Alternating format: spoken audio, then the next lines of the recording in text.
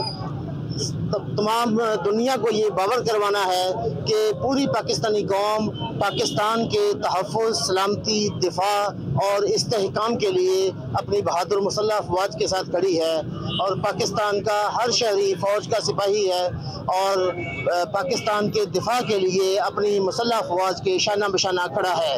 अगर भारत ने किसी किस्म की जारहियत की कोशिश की या उसमें पहल की तो उसको सफ़ाए हस्ती से उसका निशान मिट जाएगा और पूरी पाकिस्तानी कौम, हर इदारा और हर शुबा हाय ज़िंदगी से ताल्लुक़ रखने वाले लोग पाकिस्तान के दिफा के लिए अपनी बहादुर मुसल्लह अफ़वाज के साथ खड़े होंगे।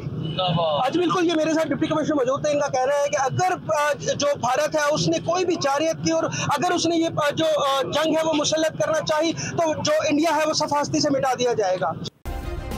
सब्सक्राइब करें और बेल दबाएं ताकि कोई खबर रह न जाए।